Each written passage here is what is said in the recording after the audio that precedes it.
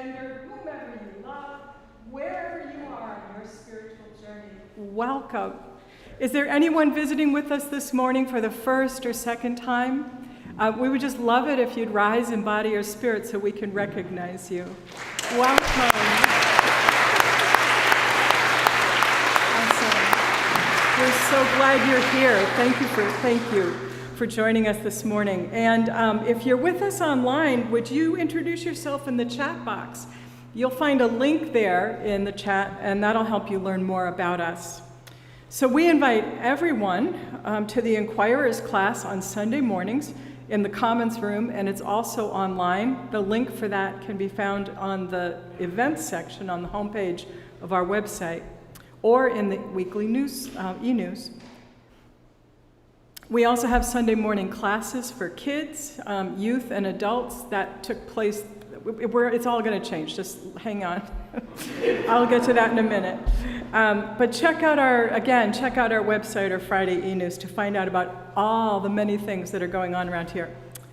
Okay, don't be afraid of some change. Michelle, can you put up yeah, there we go. Dun, dun, dun, dun. It's time for announcements. Don't be afraid of some change. We have a wonderful program in the summer, Spiritual Odyssey, where a member shares their spiritual journey. That's going to take place at 9 o'clock in the Commons Room. At 10 o'clock, we're starting the service at 10 o'clock. That's in person and online. Kids are going to be in here with us intentionally, and we're so glad you're intentionally here right now. But the children's program will be, do you hear that reverb? Is there some kind of, no? Okay, we'll fix that as best we can. So children will begin in here, and then they'll have the opportunity to go to class, which is what our usual practice is. The service will end at 11, and the children's program will end at 11:15, so parents will get a breath. And then Inquirers will begin at 11:15, and other programs too. So this information will be on our website. It'll be in e-news. It's just a change. Not next week, not for the next 2 weeks, but starting in June. Next week, check out e-news to see when everything starts. So our annual meeting is next week, and our board chair, Bonnie LaCroix, has a message for us this morning about what's happening. Welcome, Bonnie. Hey, thank you. Good morning. Good morning here and at home. It's so awesome to be here with you today. I just wanted to make sure that everybody was aware that our annual meeting is next Sunday here in the sanctuary in person for the first time in 3 years, which is a miracle. I just want to say. To support the full needs of our members, we will also be live streaming, and you can join us on Zoom if you're unable to be in person. If you're going to be in person here in the sanctuary, which we would love, you do not need to register in advance. You can come to service. You can then go to the tables after service outside of the sanctuary and get your member voting cards. If you're going to attend via Zoom, you have to register in advance. And we need to know at least the day before so that we can verify membership and all of that. So members, friends, all are welcome in person. Unfortunately, we can only accept members via Zoom because of the process, but we will have our normal annual meeting where we participate in the democratic process because you love democracy. And we will also have a special sweet ceremony where we say goodbye to Reverend Cayer, as it will be her last annual meeting with us after her last service with us here. So I hope you are able to attend. If you have any questions, please ask me or anybody with a yellow name tag, or reach out to board@eruf.org. Yes, because it's at 12:30 and we all have been here for service or watching it, we are going to have lunch for you guys, so you don't have to go anywhere. Light lunch, and most importantly, childcare. If you need childcare, if you want to attend, children are welcome to join us here. And also, if you would like childcare, we have lots of young people who are willing to help us out. Just please register for advance. Go into the e-news. You can find the link to the website where there's a registration form. We need to know how many kids there are going to be. Anything else? Awesome. See you there.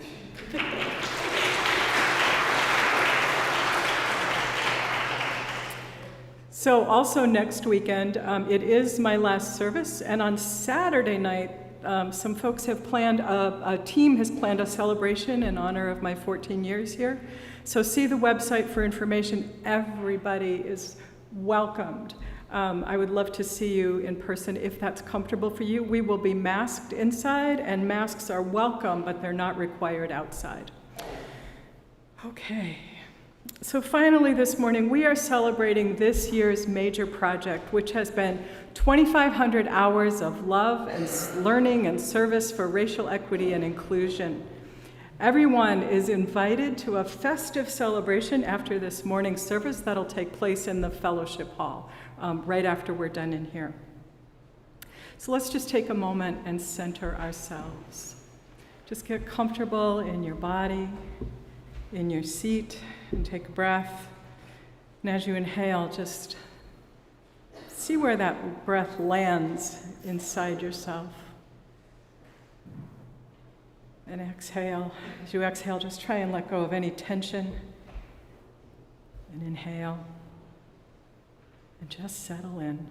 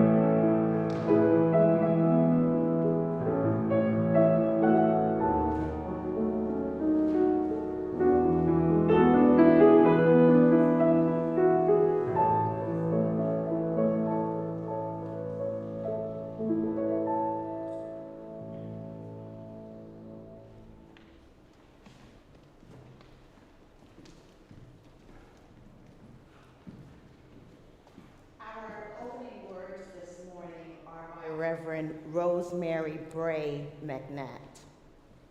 The truth is this: if there is no peace, there will be no justice. If we cannot bring justice into the small circles of our individual lives, we cannot hope to bring justice to the world. And if we do not bring justice to the world, none of us is safe and none of us will survive. Nothing that we do is more important than here where we are. Hard as diversity is, it is our most important task. We light our chalice this morning for the love that moves us outside of our comfort zone that carries us into a world of shared truth, justice, wholeness, and peace. And so we're going to continue our service now with the first hymn. Jocelyn is going to lead us. It's familiar. Enter, rejoice, and come in. Please rise in body or spirit as we sing together.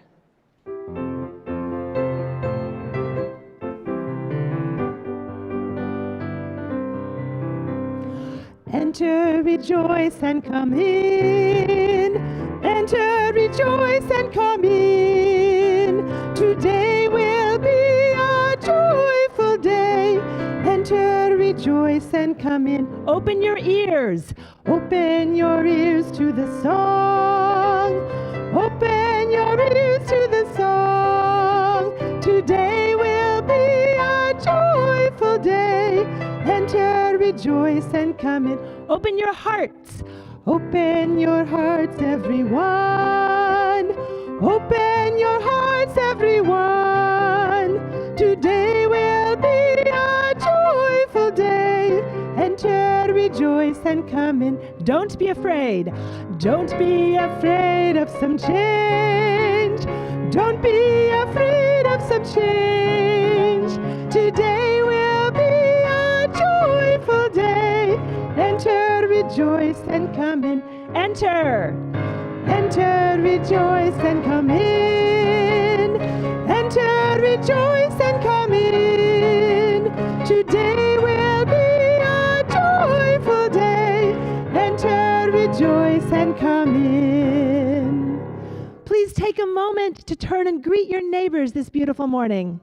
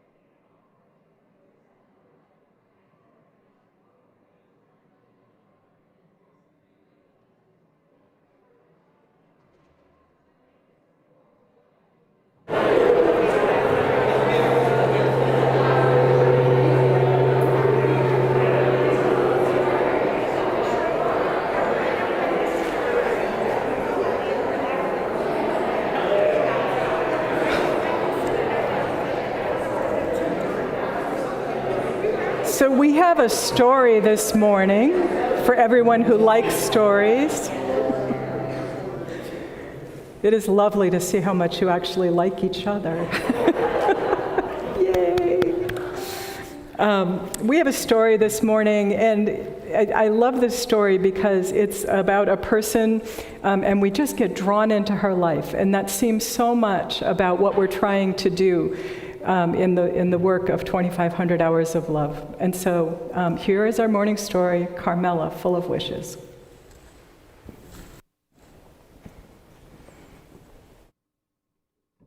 Carmela, Full of Wishes by Matt de la Pena, illustrated by Christian Robinson.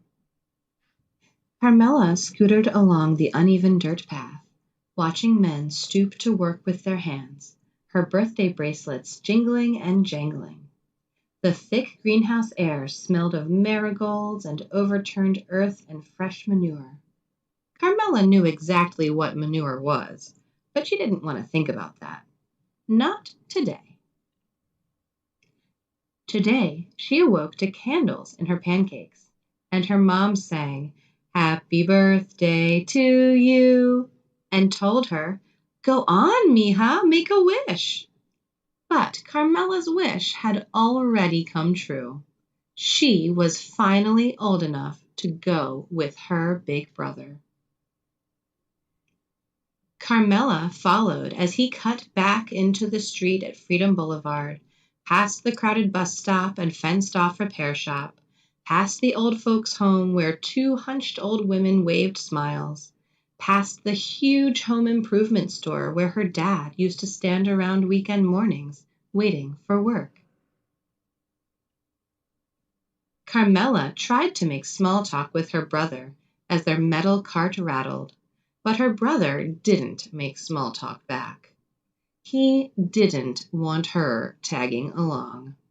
Too bad, she told him with her glare.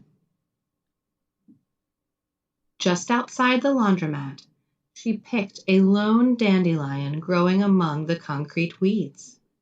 She pulled a breath and leaned toward the fuzzy little bulb, but just before she could blow, her brother butted in.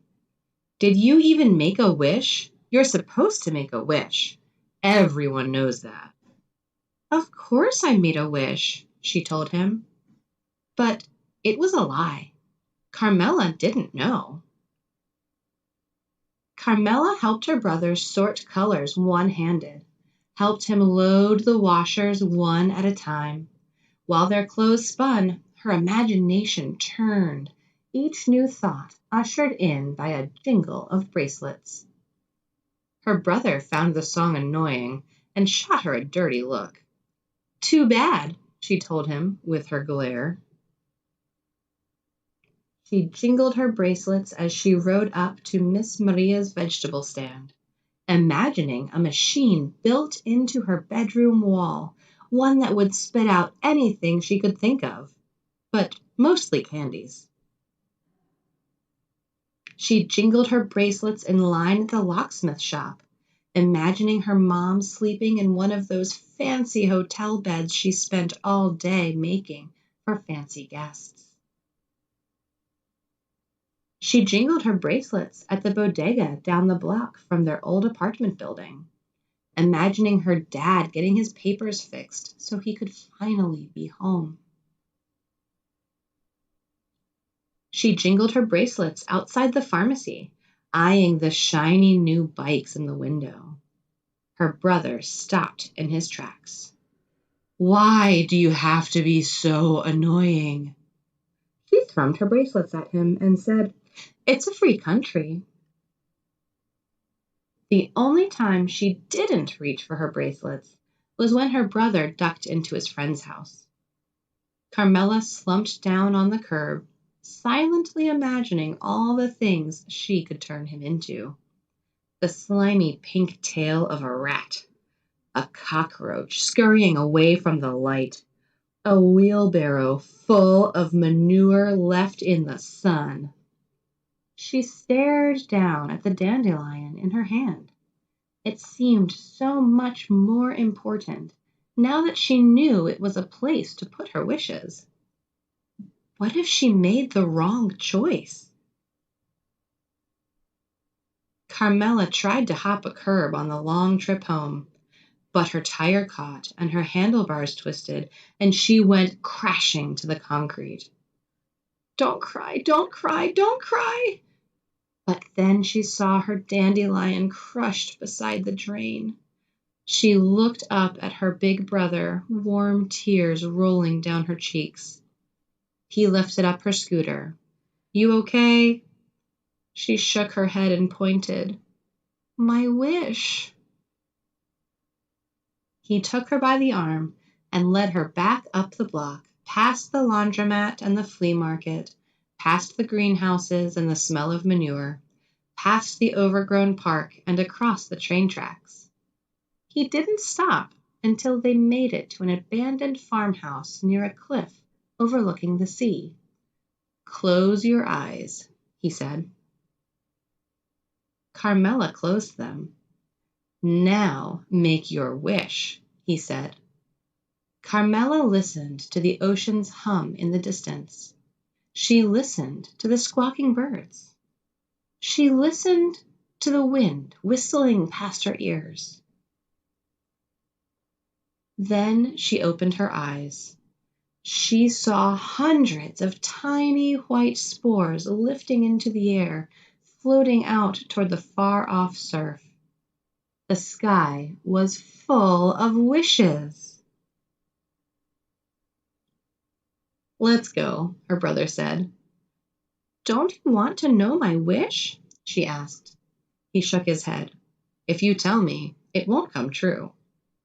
She looked back one last time, then took off her bracelets and followed her brother home.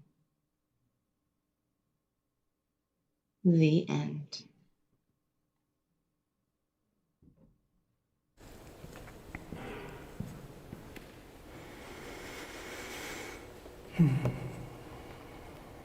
I love getting a glimpse into other people's lives. I love that story. This morning's reading comes from one of the racial equity principles developed by the Dismantling Racism Collaborative, DR Works. This is from a section called Knowing Ourselves. Taking action for racial justice requires a level of self-awareness that supports us to be clear about what we are called to do, what we know how to do, and where we need to grow. Said another way, we need to know our strengths, our weaknesses, and our desire for growth. Knowing ourselves means that we develop the capacity to show up more appropriately and effectively to whatever the work is, that we ask for help when it's needed, admit that when we don't know what we're doing, and claim our skills gracefully when we do. Knowing ourselves means that we're committed to our own emotional maturity and wisdom. Doing our personal work so that we can show up for racial justice is ironically a collective process, a collective practice. We need to support each other as we work to build on our amazing strengths, our power, our commitment, our kindness, our empathy, our bravery, our keen intelligence, our sense of humor, our ability to connect the dots, our creativity, our critical thinking, our ability to take risks and make mistakes. It's exciting work, and I'm excited to be doing it with you. And now I'm going to turn this over to Verdeine Jones, who has more of the morning's message.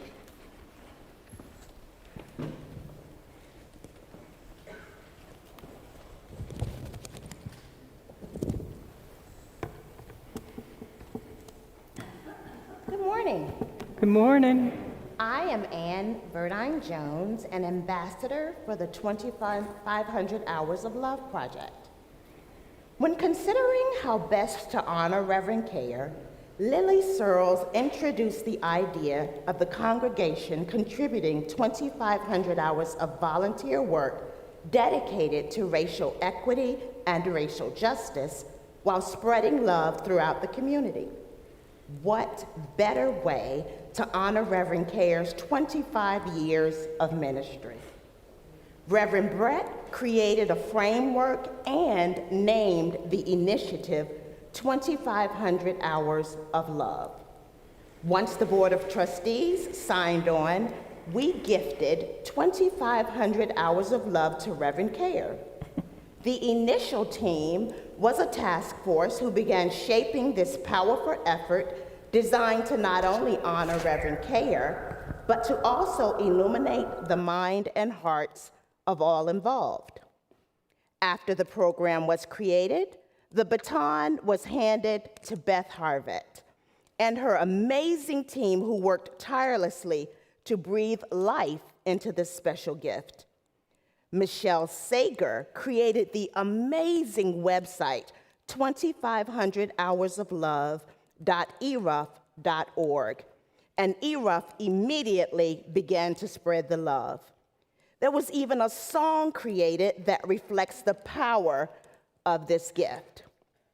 Now, on a side note, I began this as an ambassador with this project, partnered with Sam Wands. We were to drive the momentum and keep all of you abreast of the volunteer hours reported. Once Sam was pulled away, David Huber and I were ambassadors again, and we continued to report the volunteer hours and promote the program. David was pulled away, and here I am. So one afternoon, I got a call from Clint McSherry, and I answered the phone, hello, and the first words were, what are you doing to these men, right? But I'm sure both of them are here with me in spirit today. So with all of that said, this has been a phenomenal journey. Because of your commitment to the gift of 2,500 hours of love, we are building relationships with organizations and communities throughout Durham and surrounding areas in support of the critical need for racial equity and racial justice. As a result, 3,665 hours have been pledged. 3,780 hours have been recorded, and 142 ERUUFians have participated.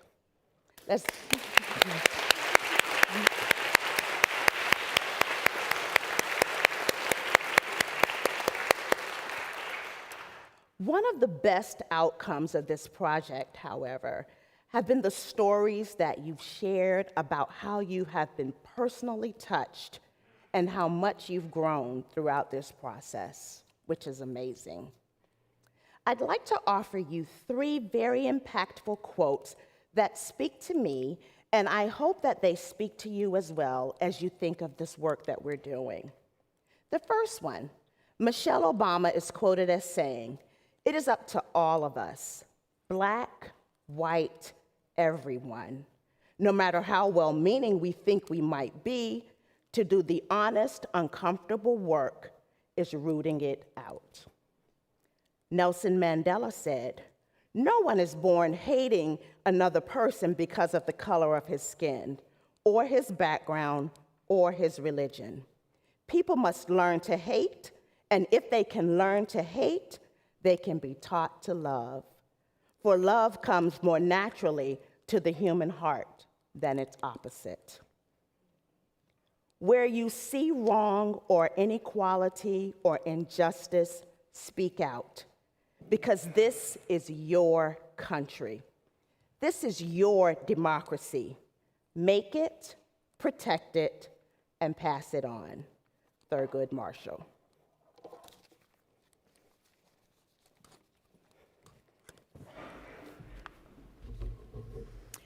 So what have we learned during this adventure? We've learned that a fair number of people at ERUUF are involved and committed to tutoring or mentoring disadvantaged folks, or to alleviating food insecurity. These 2 categories of volunteer work make up around 36% of the reported hours, and they reached out to partner with a number of organizations in the community. Some of you have been doing this work long before this year, and for some of you, 2,500 hours of love has been the impetus you needed to get involved and to make this service part of your regular life.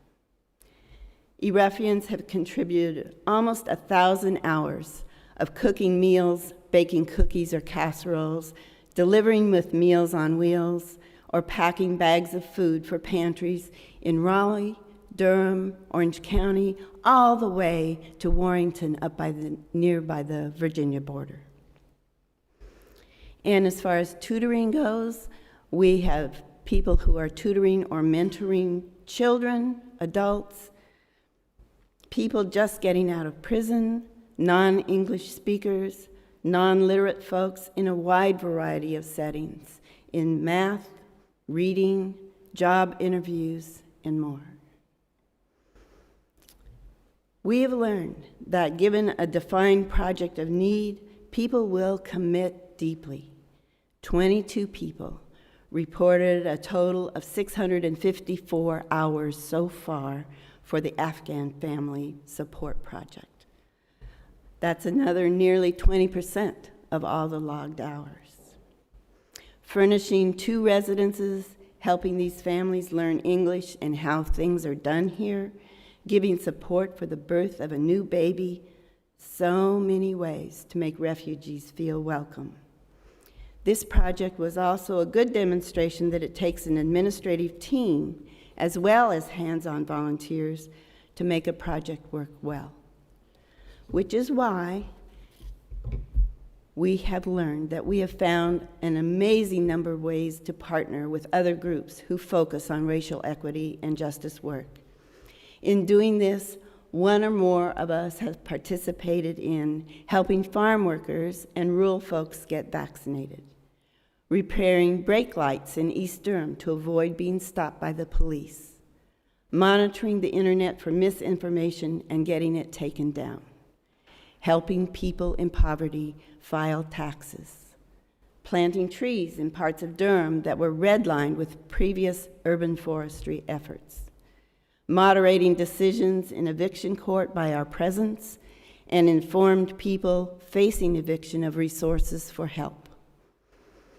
Using personal expertise to help these partner organizations by being on their boards, writing grants, helping with administrative tasks or fundraising, and many more. We have learned that learning about the issues is an essential part of doing racial equity and inclusion work. Of all the opportunities to participate in 2,500 hours of love, this work involved the most people. Together, you found so many forums, online conferences, presentations, and classes to increase your knowledge and understanding. This included learning about our local plantations, Stagville, and the life of the more than 300 enslaved people there.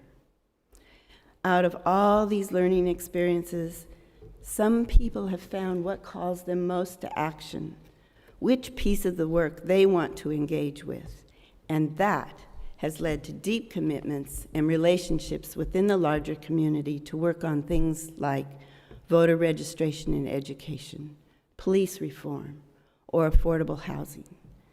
Several individuals who have made this type of commitment have logged over 100 hours by themselves.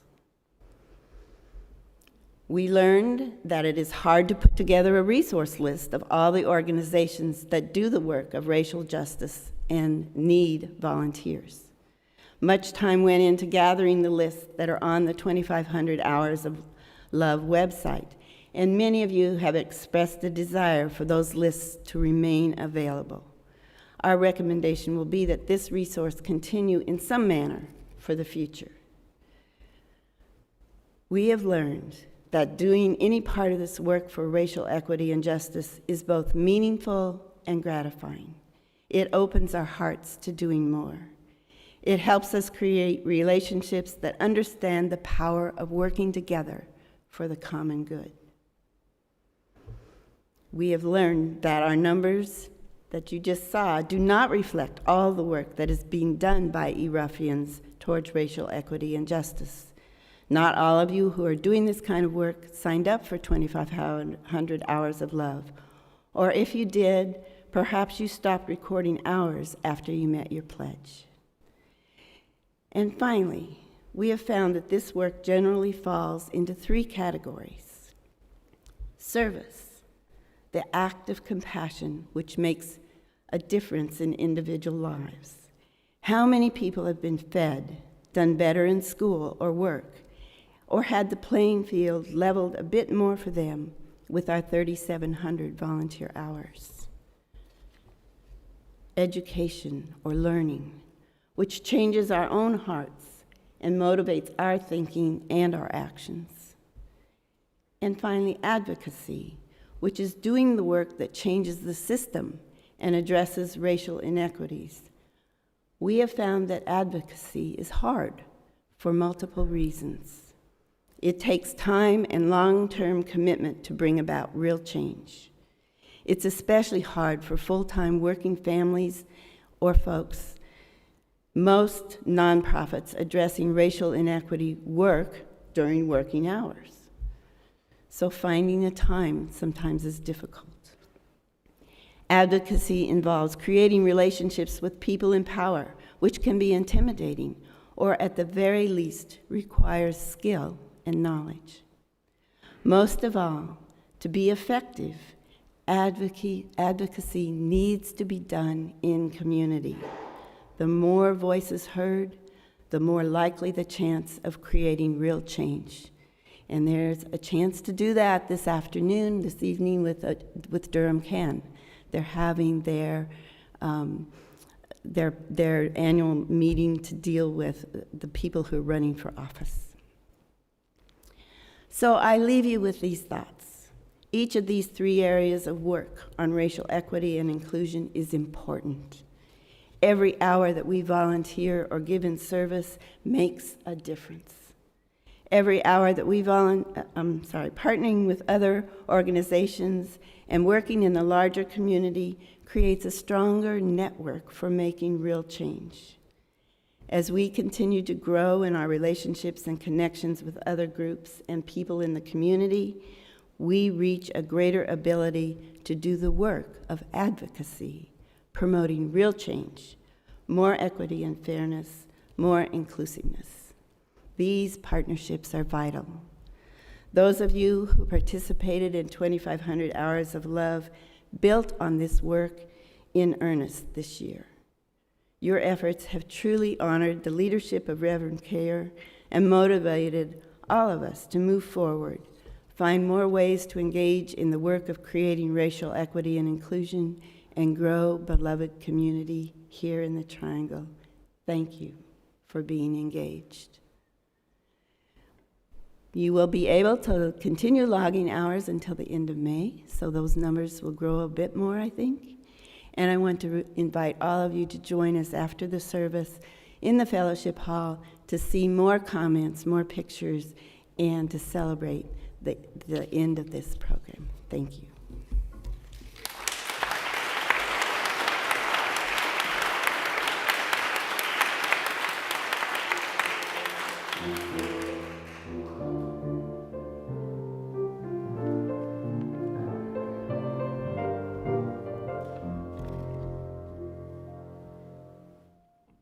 Hi, I'm Mary Mehrer, and for the 25 Hours of Love, I participated in a Common Cause sponsored program to monitor social media sites for posts that contain disinformation about voting and elections. We've seen how recent anti-voting measures have been used to block, confuse, or intimidate voters, particularly targeting communities of color. And this has skyrocketed since the 2013 Supreme Court decision, Shelby, weakened the 1965 Voting Rights Act. So along with that are many bad actors who use social media to misinform and discourage voters, sow distrust, and to undercut the integrity of our elections. So this effort was about combating this channel of misinformation. So it was organized by Common Cause, which is a national nonprofit who's 30 states as well, including North Carolina. And their mission is to uphold the core values of American democracy for everyone. So how did social media monitoring work?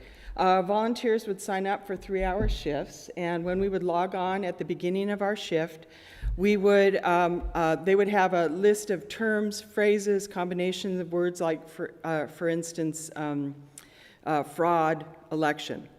And we would use those and also sometimes follow our own paths, and we'd log on to the major social media sites like Twitter, Facebook, Instagram, Reddit, even Nextdoor.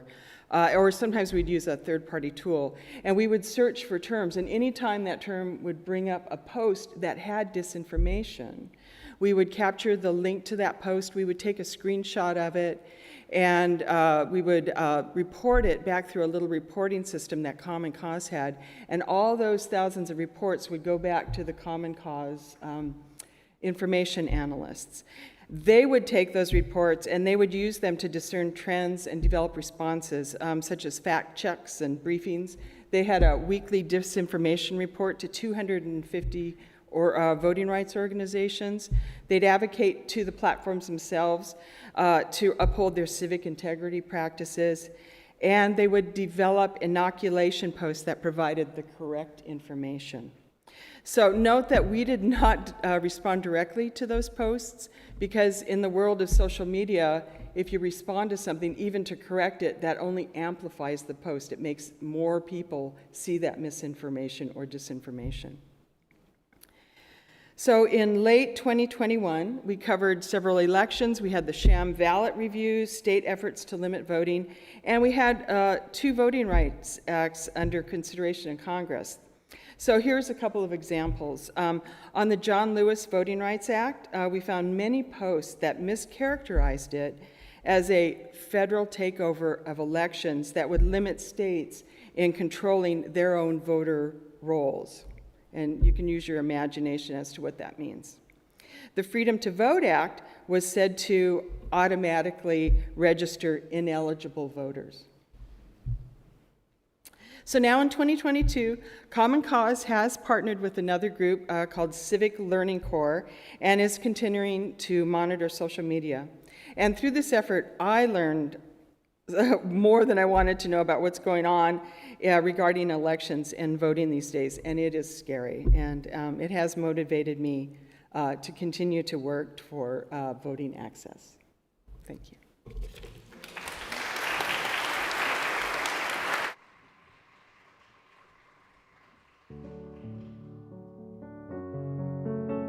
Hello, my name is Clint McSherry, and I'm going to tell you how my experience with 2,500 Hours of Love Project affected me.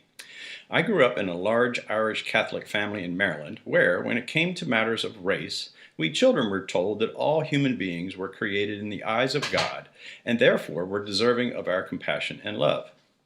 In that environment, I got the impression that neither our family nor my ancestors participated in the oppression and heinous treatment of African Americans and other minority groups.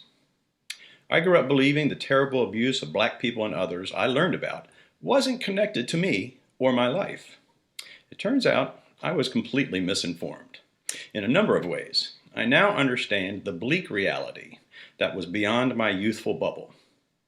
I attribute my awakening to learning many new things in recent years from family revelations, news reports, and also workshops at ERUUF, like our interracial dialogue series. When 2,500 Hours of Love was first offered, I knew I wanted to find a way to contribute to dismantling racism on a personal level. I considered several opportunities listed on the website and felt that Step Up Durham would be a good way to serve people who suffered under current systems of oppression and injustice. Step Up is a jobs and career development nonprofit that serves primarily people who were formerly incarcerated. As I've learned, our justice system functions to imprison predominantly people of color, often for minor illegal acts, and then keeps them in prison, essentially for being poor and oppressed. Later, because of their criminal record, finding a job is far more challenging because most companies refuse to hire someone with a record of imprisonment. Combining pre-existing racial discrimination with a criminal record makes getting hired nearly impossible. At Step Up, I've worked as a mock interviewer to help people improve their skills conveying their best true selves to potential employers.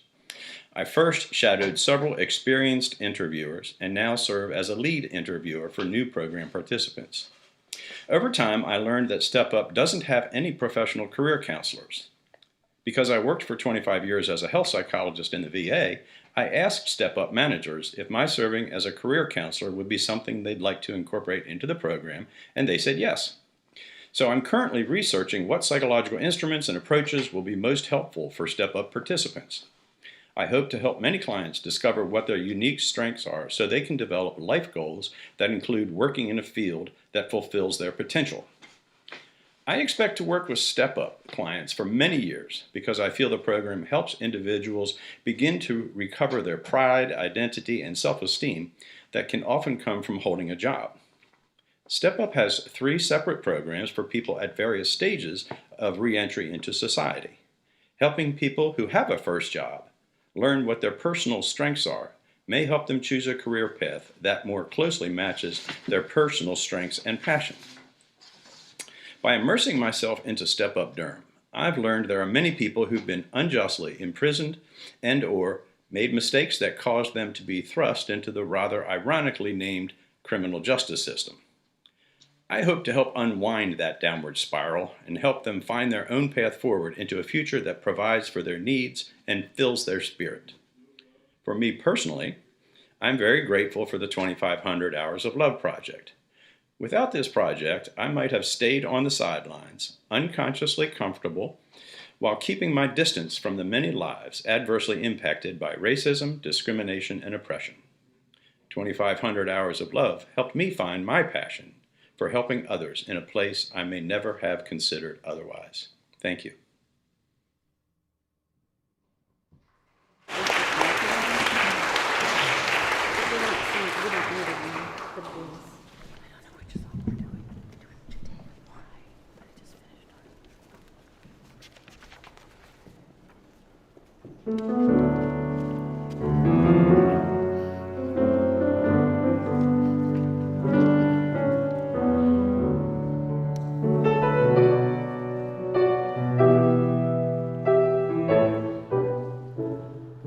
Oftentimes I dream of music,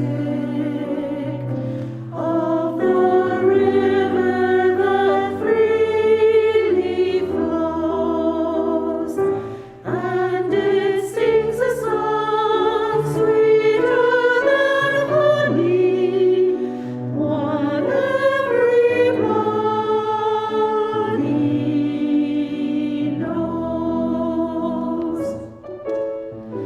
Late at night I hear it singing, then again when I wake at dawn, and it fills me up with hope and goodwill, the will to go on, go on. There is a river in Judea that I heard of long ago, and it's a singing, ringing river that my soul cries out to know.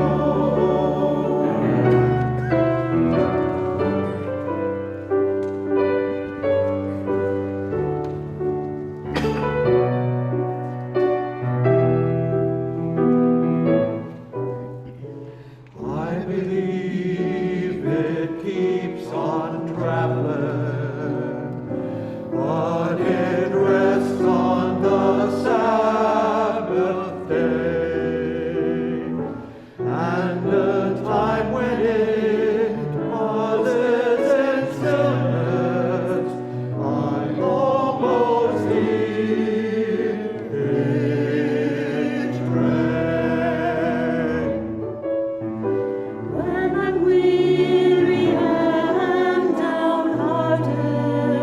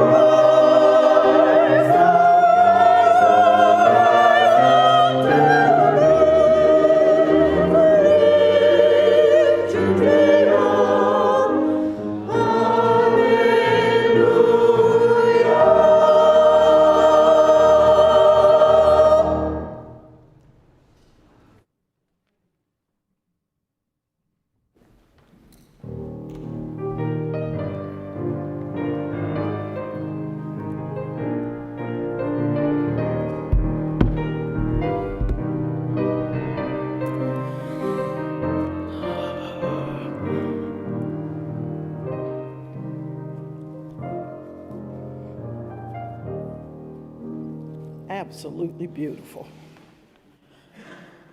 Oh, hello. When Bonnie LaCroix stepped on the chancel floor and read the description of our congregational gift of 2,500 hours focused on community engagement while building relationships in support of racial equity and racial justice, I thought to myself, I can easily do that part. As a member of the Sheriff's Community Advisory Board and the Southern Coalition of Social Justice Board of Directors, I was already volunteering my time in areas that qualified. But then in April of last year, I was asked to serve on the task force charged with outlining the details of the 2,500 Hours of Love project. It was for Reverend Deb, so of course I said yes. One of the first questions the task force was confronted with, though, was what'll count for 2,500 hours? When it was my turn to speak, I reminded the team that not only should it be about the words racial and social justice, but it should be about the spirit behind them. In other words, what was Reverend Deb trying to accomplish when she indicated she was only willing to become ERUUF's next lead minister if the congregation got serious about the work of racial and social justice? As I sat in meditation the following day, I set an intention to be shown how to properly represent this charge. I was shown that her words reflected her individual and spiritual burning need to effectuate systemic change within those areas. Suddenly, I knew that my board hours would not cut mustard.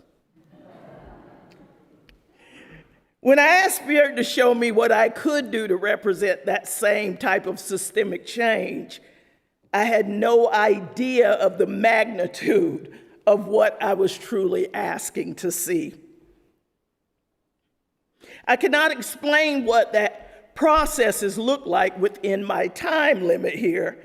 I can tell you, though, that I've proudly represented her and this congregation over the last year by volunteering over 1,000 hours, some of them unlogged.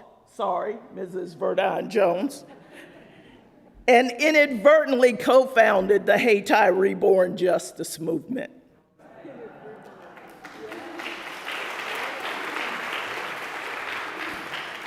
The Justice Movement is a centralized and consolidated hub of community participants, social justice and criminal justice partnerships that assess, plan, and treat problems which lead to community violence. You see, violence is not the problem. Violence is a result of the problem. We provide assistance to justice-involved individuals and their families with resources needed to offset the impact of mass incarceration and centuries of systemic racism by centralizing community resources, educational programming, reentry services, policy reform, and mentoring, just to name a few. As an umbrella organization, we will orchestrate, train, and oversee a coalition of law enforcement and social justice community organizations who are committed to solving the problems that have led to gun violence, poverty, homelessness, etc. This is done through partnerships and alliances within the community. Fast forward. As I was doing this work, I surprisingly found myself in discernment for ministry. As a result, I began seminary in August of 2021 and just completed my first year at Meadville Lombard Seminary.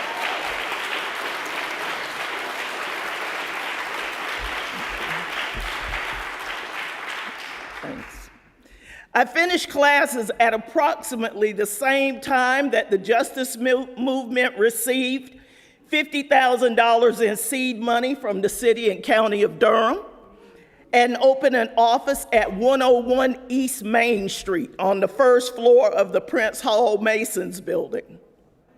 So many of my hours were spent coalescing community support from what is now 70+ community partners who are committed to this endeavor. I had numerous meetings with local city and county officials, Congressman Price's office, and local corporate funders such as Mike Goodman and CEOs of RTP companies like Merck and IBM. Reverend Deb, I thank you not only for your commitment to the community and our congregation, but for your care and spiritual inspiration to me.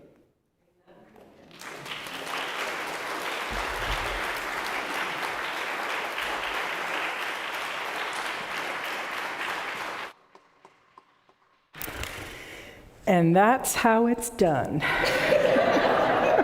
Follow that woman. Lisa, wow. Wow. Wow. I want to invite you to join me in the spirit of prayer and meditation.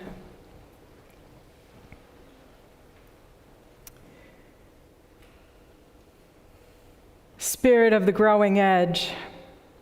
On this Sunday, as we celebrate service and learning that supports racial equity and inclusion, we open our hearts and give thanks for every activity that calls us out of the too small circle of our own concerns into the wider, more inclusive circle of life.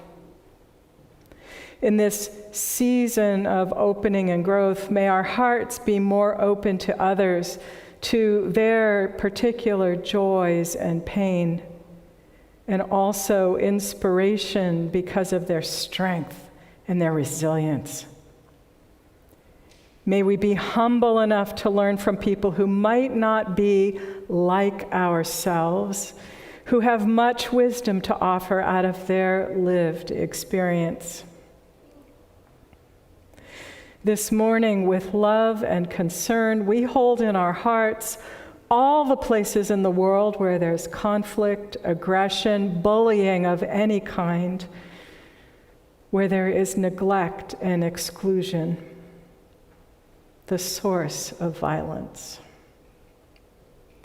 This morning, our hearts are with the people of Buffalo, New York, after yesterday's white supremacist targeted attack on people of color that has left 10 dead.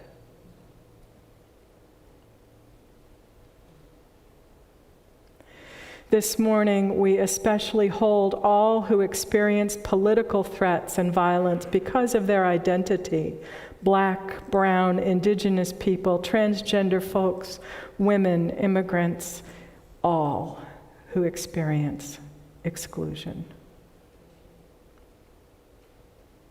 This morning, we send love to anyone who is struggling with illness or sorrow of any kind. And because we will not give up on joy, we also send our love to anyone who is celebrating a milestone, anniversary, a graduation, or a commencement. Let's pause for a moment to consider what is burning in our own hearts.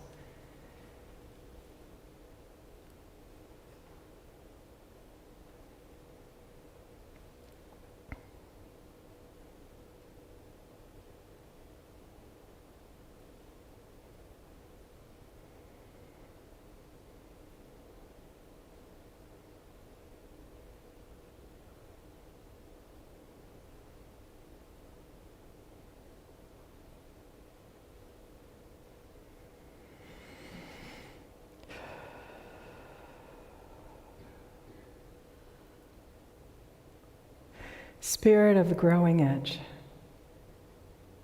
Today, every day, may the power of creative, healing, restoring love be our hope, our strength, and our blessing this day and in all the days to come.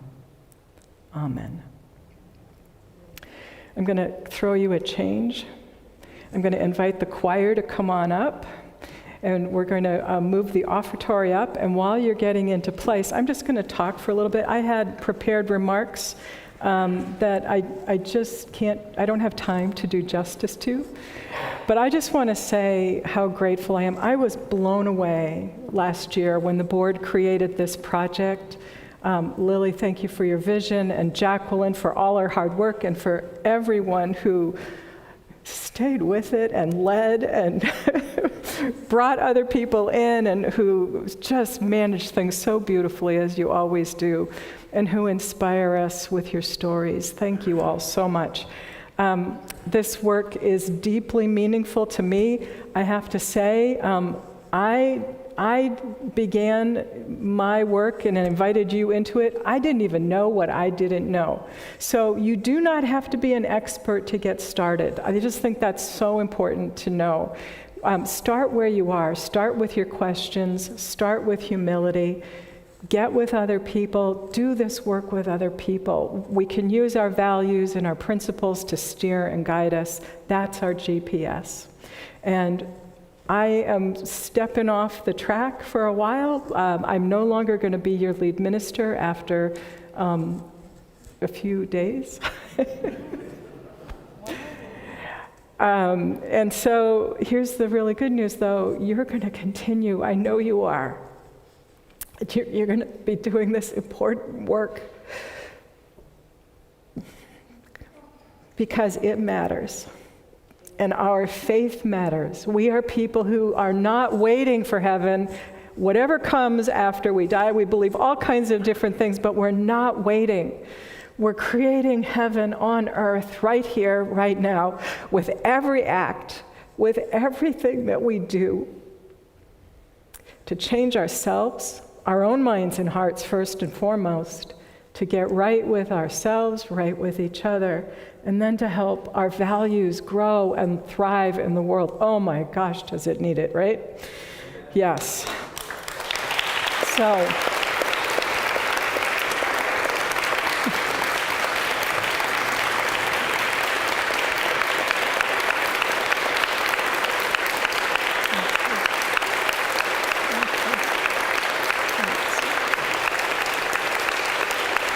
thank you. Don't stop. That clapping, just turn it back and remember that's you. That's what we do together. Whew. Thank you. I love you guys. I know you're going to do good things. So while the choir has our offertory, I want to invite the greeters to please come forward and pass the plates. We pass these every week as a symbol that we create this community. We love and care for each other. We love and care for the people beyond our walls. And what we do matters so much that we support it with our time, our talent, and our treasure. Measure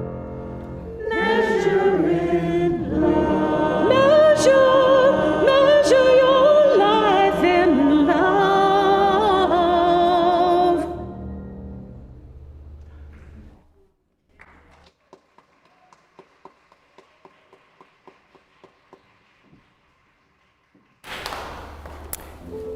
We're just going to do it from here. That's good. So we have the closing words this morning on the heels of that gorgeous song. We give thanks for everything in our lives that supports us and that helps us live into our promise.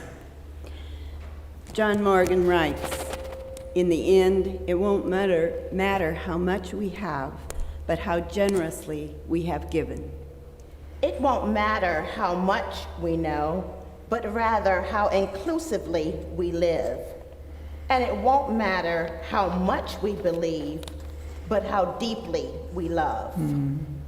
So go now, friends, to give generously. Disarm fear and replace it with inclusion. Love as high and as wide as you're able. Do these things and help to create heaven here on earth, right here, right now. Go with love. Go with joy. Go to the fellowship hall and have some cookies. Let's sing the Thank you.